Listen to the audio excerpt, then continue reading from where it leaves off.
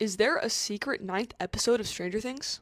Let's talk about it. So originally, I was not going to cover this theory, but right now it's like half of my comment section asking me to talk about it, so here I am. I'm going to talk about Conformity Gate. And to give you a quick summary of what that is the theory that the finale that we saw of Stranger Things Season 5 is not the actual finale. And at a later date, which a lot of people are suspecting will be today, there is going to be a second finale. The real finale will be released. So today, I'm basically going to cover my thoughts on this theory, explain what it is, all that stuff. And just to get this out of the way first, I personally do not believe in this theory. I'll explain that all later. Shout out to, I believe, 67Gate on Twitter for creating this theory, and all the lovely people on the Twitter space that I joined last night who answered some of my questions about this theory. Shout out to you. Let's talk about what this theory in itself is. So the general concept in itself, as I've described, is the idea that that was not the real finale. In terms of plot and lore, people are thinking that this distortion in what's actually happening begins in episode 5. Or I guess technically the end of episode 4, but I think it starts to really kick in during episode 5, but technically the catalyst is episode 4. Specifically, when Mike hits his head at the military base. As some of the people on the Twitter space described, this theory basically stemmed from when they were watching the second volume and they realized that there was a fuzz filter over everything. I looked back at the recordings and checked, and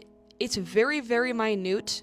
I'll put pictures I have them, but there is just a slightly fuzzy filter over everything that we see. Additionally, there are changes in the color saturation, the color grading. Just the cinematography in itself is different to how it was in the first 4 episodes, which of course could just be differences in production timing, but it is interesting to think about. But anyways, the idea is that when Mike hits his head, he's knocked out, and what we've seen from that point forward has been a mixture of both real memories and Mike being Vecna, altered versions of things that Vecna is showing to him, specifically in the epilogue. So while certain things that did happen probably did happen, I think the thought is that there are things that are being influenced by Vecna. And again, this begins after Mike hits his head at the military base. You know, Vecna comes in, we hear the clock chime, which is what that real catalyst to this shift is. Additionally, and very importantly, that is one of the only times that we see Mike's POV, is when he's on the ground, he sits up, and he sees the kids getting taken. Which of course is only a couple of seconds, but it is notable because that is genuinely one of the only times that we actually see his point of view. According to the Twitter space that I was on, they basically discussed how